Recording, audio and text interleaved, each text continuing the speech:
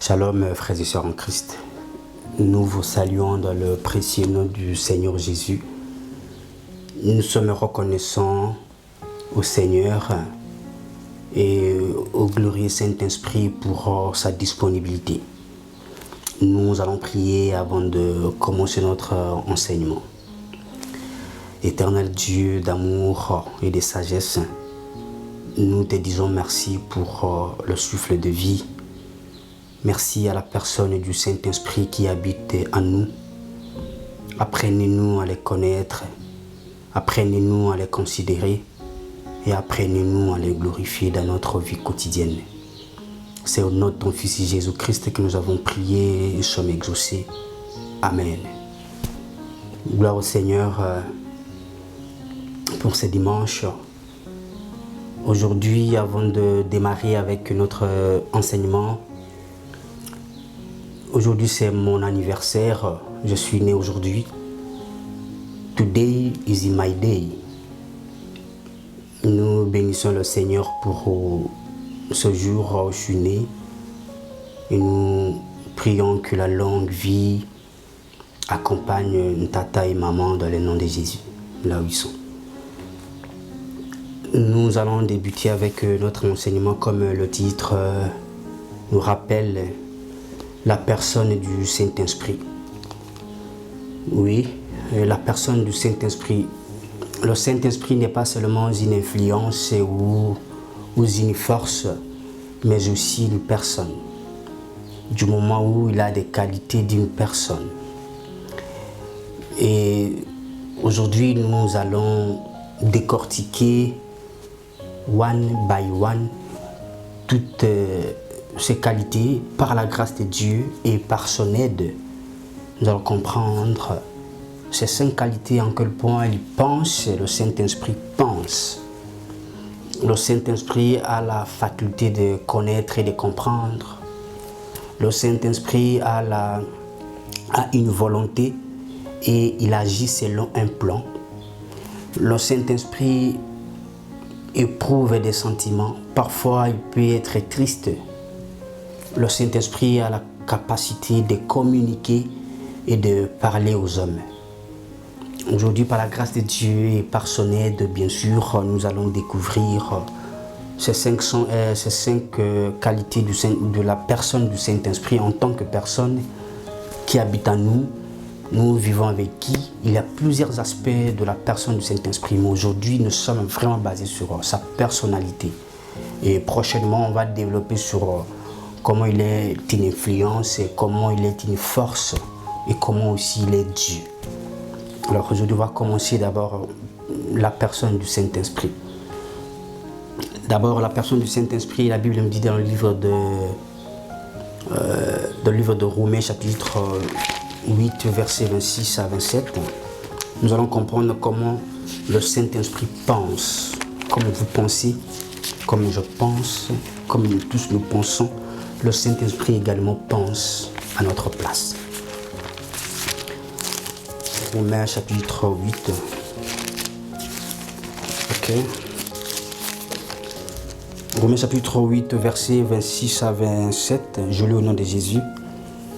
De même aussi, l'Esprit vient au secours de notre faiblesse, car nous ne savons pas ce qu'il nous convient de demander dans nos prières.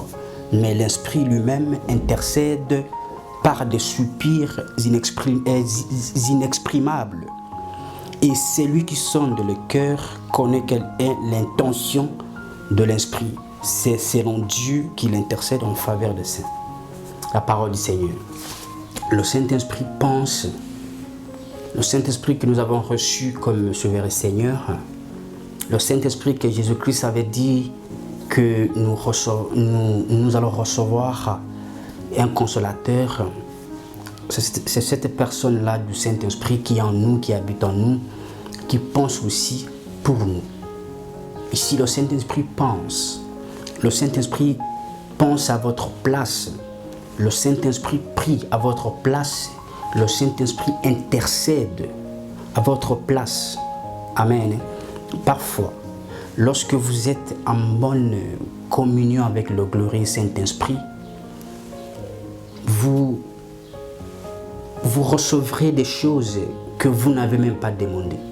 Parce qu'il y a quelqu'un qui intercède à votre place. Amen.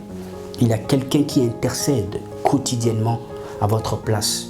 Il y a quelqu'un qui prie, qui cherche votre bonheur, qui cherche votre bien auprès de Dieu.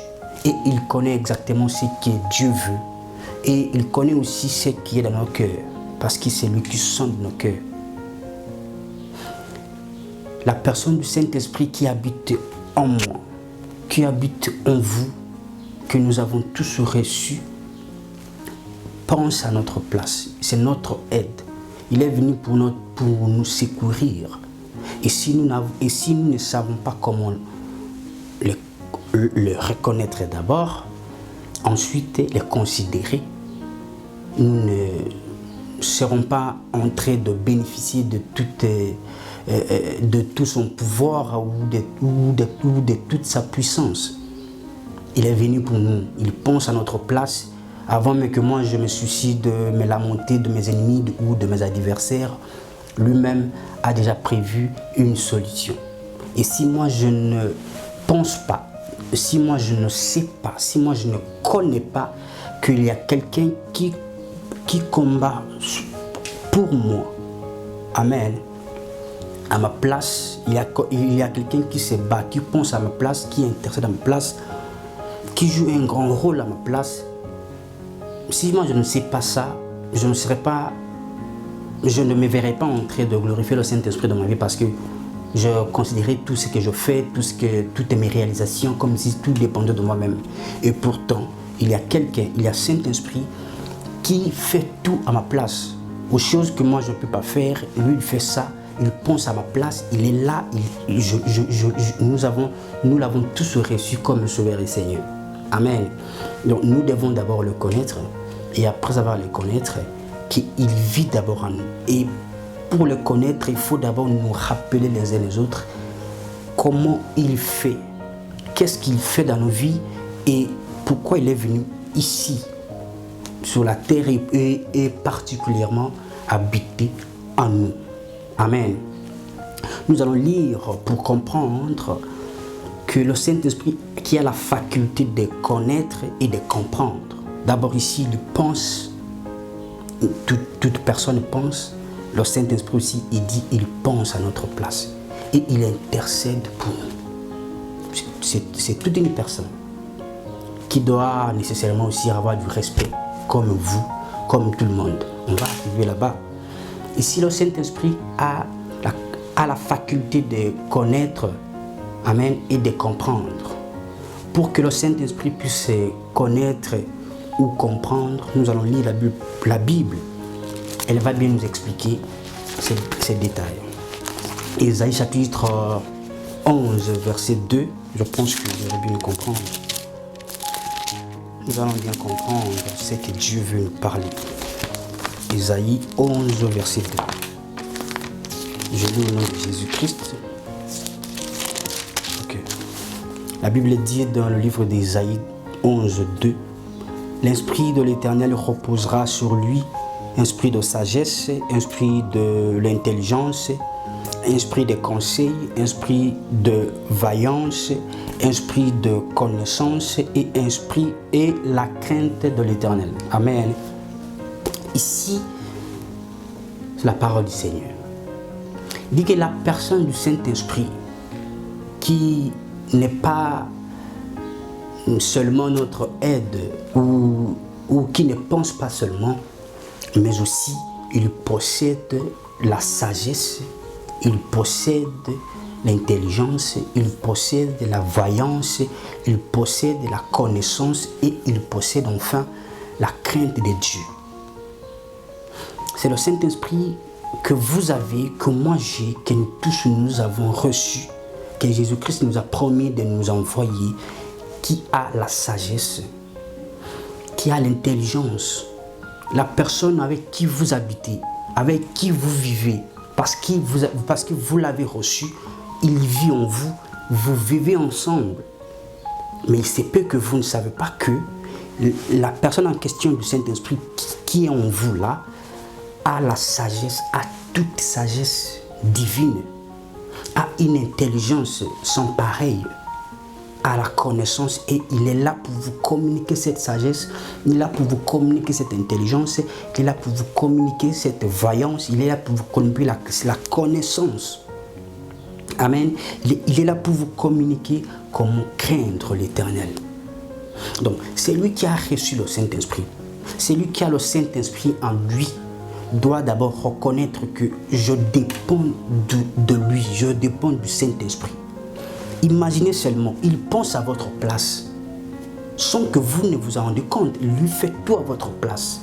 Et pas seulement ça, il a aussi la sagesse. Il est là pour vous équiper de toute sagesse possible et divine d'ailleurs. Il a une intelligence sans pareille. Et c'est lui qui est là, c'est votre aide. Il est venu pour vous donner ça.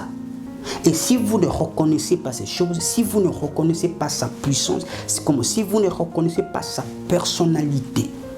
Si vous ne connaissez pas d'abord que c'est une personne qui est venue habiter en moi, que je dois respecter, qui doit aussi se glorifier dans ma vie, on ne se retrouverait pas en train de bénéficier de toutes ces choses.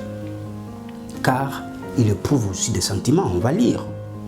Mais ici, d'abord, on nous rappelle que cette personne du Saint-Esprit que nous avons reçu, l'Esprit de Dieu là en question, pas seulement qu'il intercède pour nous, pas seulement qu'il prie à notre place, mais aussi il a la sagesse de Dieu. Et cette sagesse, c'est pour notre bien. La Bible dit d'ailleurs dans le livre de 2 Timothée chapitre 1 verset 7 que car ce n'est pas un esprit de timidité que Dieu nous a donné, mais plutôt un esprit de sagesse, un esprit de force et d'amour. Nous comprenons que la personne du Saint-Esprit que nous avons reçue détient lui-même la connaissance de Dieu, détient lui-même la sagesse de Dieu, détient lui-même l'amour de Dieu, la force de Dieu. Donc si nous ne savons pas réellement distinguer, ou si nous n'avons pas la connaissance exacte concernant la personne avec qui nous habitons, avec qui nous vivons, qui est rien d'autre que le Saint-Esprit, nous ne serons pas en train de nous retrouver en lui, parce qu'il est notre aide et il a toute possibilité de nous aider. Il intercède pour nous, il est doté des dons et des dons, mais il est venu pour nous les communiquer, pour nous le donner. Amen. Alors, nous allons lire la Bible toujours dans le livre de 1 Corinthiens chapitre 2 versets 10 à 11. Nous allons comprendre aussi comment le Saint-Esprit a la faculté de comprendre et de connaître. 1 Corinthiens chapitre 2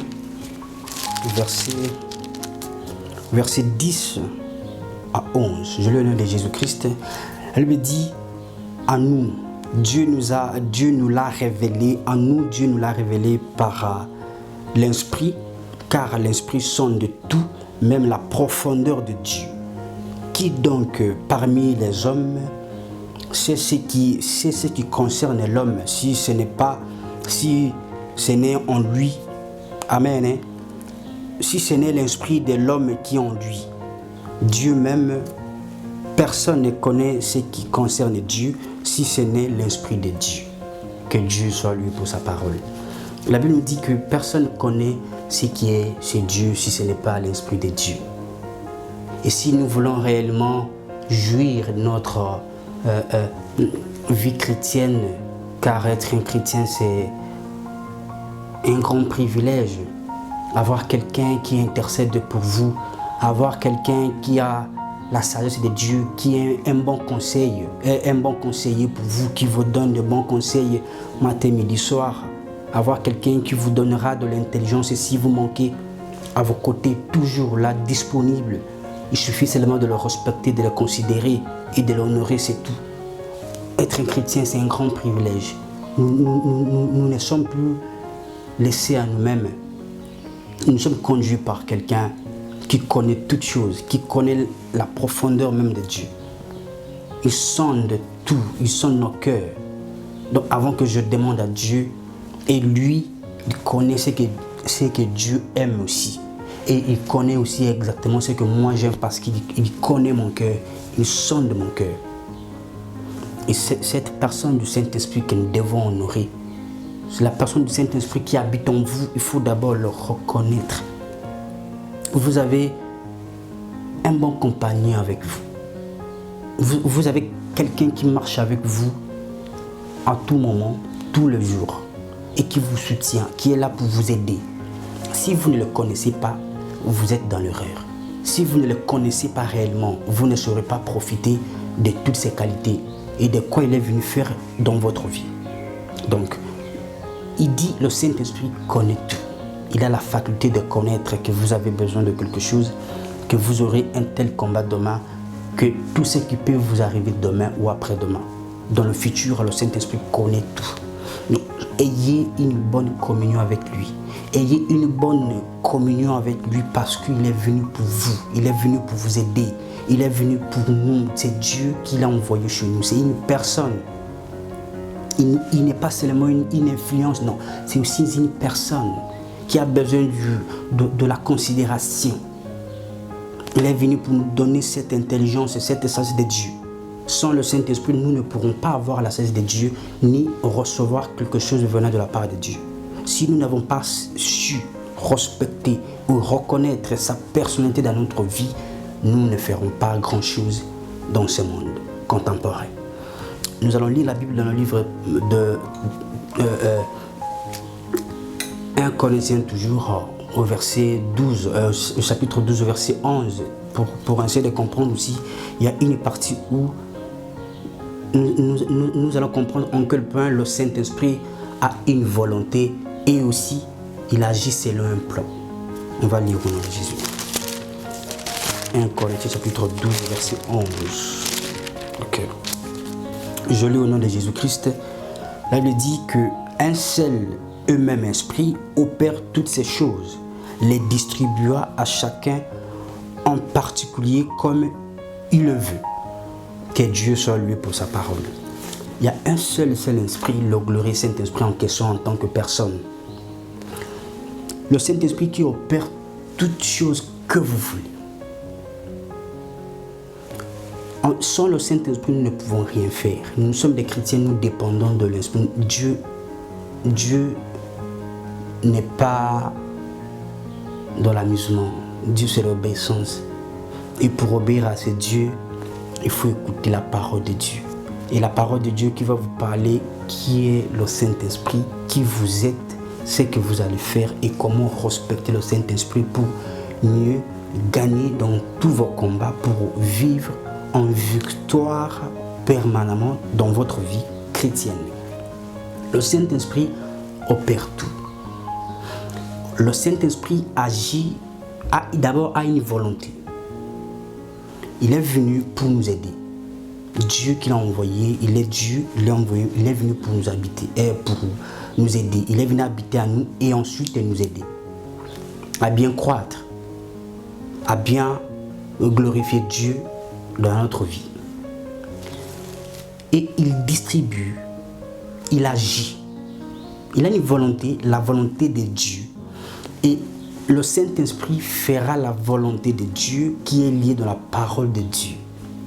Donc si moi je veux que le Saint-Esprit puisse me distribuer les choses de Dieu, je dois d'abord m'aligner à la volonté de Dieu, car le Saint-Esprit a une volonté et agit selon un plan. Selon la volonté de Dieu qui est écrite dans la parole de Dieu. Et si moi je puise cette volonté de Dieu, le glorieux Saint-Esprit qui est l'Esprit de Dieu va se servir de cette parole de Dieu pour me rassurer que c'est un bon chemin, pour me rassurer que c'est une bonne décision que je vais prendre, pour me rassurer dans tout ce que je vais entreprendre, surtout à vaincre dans ces combats spirituels victorieux. Le Saint-Esprit agit selon un plan, selon le plan de Dieu. On ne force pas le Saint-Esprit à agir. Le Saint-Esprit agit selon le plan de Dieu. C'est ce que Dieu a dit, c'est ce que le Saint-Esprit va faire. Et ce que Dieu a dit, Dieu a déjà dit dans sa parole. Donc le Saint-Esprit viendra se servir de la parole de Dieu que vous connaissez déjà pour accomplir la promesse de Dieu dans votre vie. Le Saint-Esprit va venir dans la parole de Dieu que vous connaissez pour se servir de cette parole de Dieu pour opérer, manifester la puissance de Dieu parce que vous croyez à cette parole qui est selon la volonté, qui est écrit selon le plan de Dieu, qui est rédigé selon le plan merveilleux de Dieu. Et le Saint-Esprit va seulement se servir de cette parole de Dieu pour agir selon le plan de Dieu. On ne force pas le Saint-Esprit, on ne corrompt pas au Saint-Esprit, on l'honore, on le respecte et on le glorifie dans notre vie. Alors, nous allons maintenant voir aussi le Saint-Esprit éprouve des sentiments.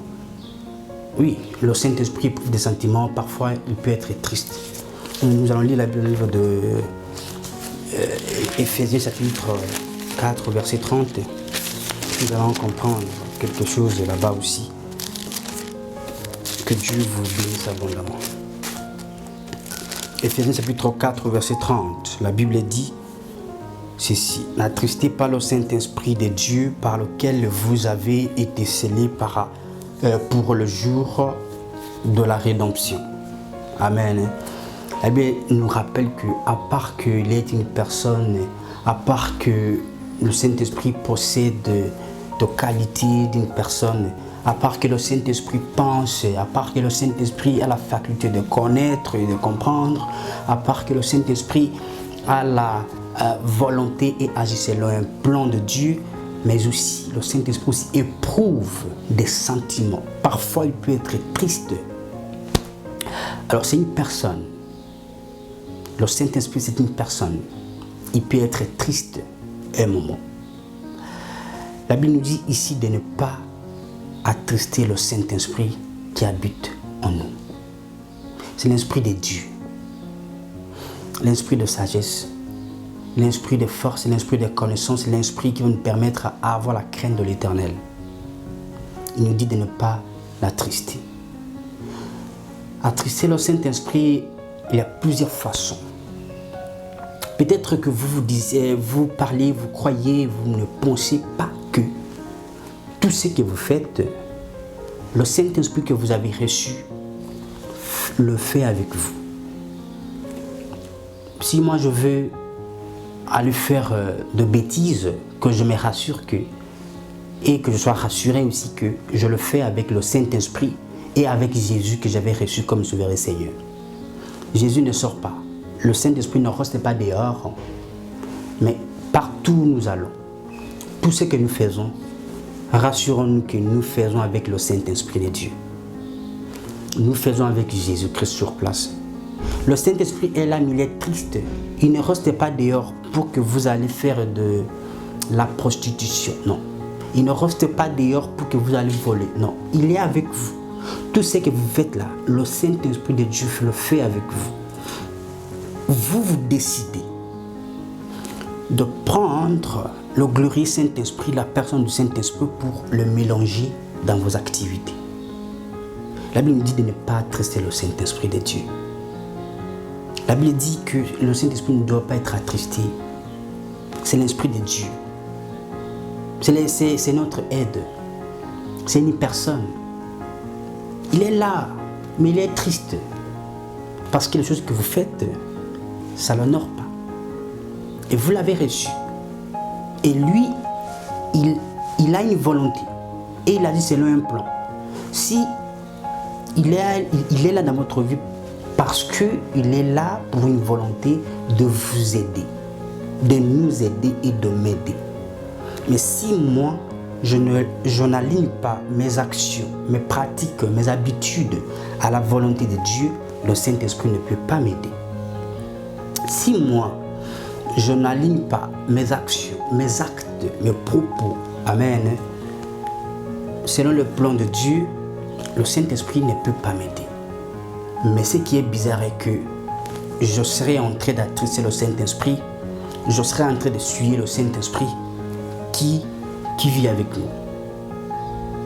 Et la Bible nous dit de ne pas attrister le Saint-Esprit.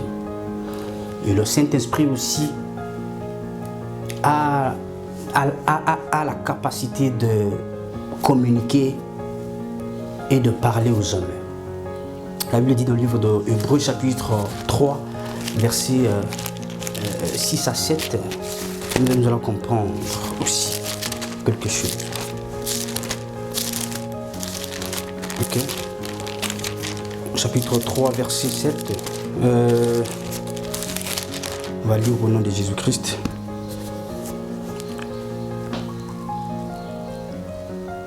La Bible dit, ok, on va lire au chapitre 3, verset 7 à 8. Je le nom de Jésus-Christ. C'est pourquoi, selon ce que dit le Saint-Esprit, aujourd'hui, si vous entendez sa voix, n'endurcissez pas vos cœurs comme lors de la révolte au jour de la tentation dans le désert. La Bible dit que le Saint-Esprit parle. Il dit que maintenant, comme vous, c'est pourquoi selon ce que dit le Saint-Esprit, il parle aussi aux églises. Il parle aussi, il nous parle aussi. Et de ne pas endurcir nos cœurs. Lorsque tout ce qu'il nous dit, de ne pas faire ceci parce qu'il est venu pour nous aider, de ne pas faire cela parce qu'il est venu pour nous soutenir. Si nous écoutons seulement ça, nous irons de l'avant. Parce que c'est le Saint-Esprit qui parle et il parle d'une manière ou d'une autre. Apocalypse chapitre 2 verset 7, on va chuter là-bas, il nous dit, Apocalypse 2, 7, il nous dit quoi? Apocalypse 2, 7, il nous dit que celui qui a des oreilles écoute ce que l'Esprit dit aux églises. Au vainqueur, je donnerai à manger de l'arbre de vie qui est dans le paradis de Dieu.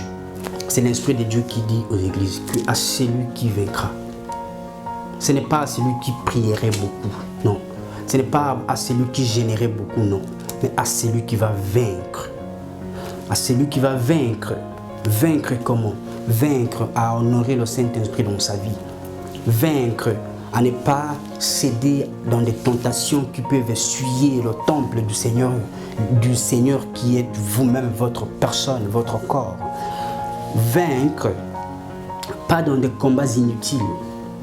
Vaincre dans le combat de la foi. La foi en Jésus, manifester tout ce qui est en Jésus. Vaincre à honorer le Saint-Esprit, à glorifier le Saint-Esprit dans sa vie. Nous aurons à manger dans le paradis de Dieu. Nous allons développer, par la grâce de Dieu, le dimanche prochain, le Saint-Esprit comme influence et comme une force, avant d'entamer le Saint-Esprit comme Dieu. À dimanche prochain, que Dieu vous bénisse abondamment.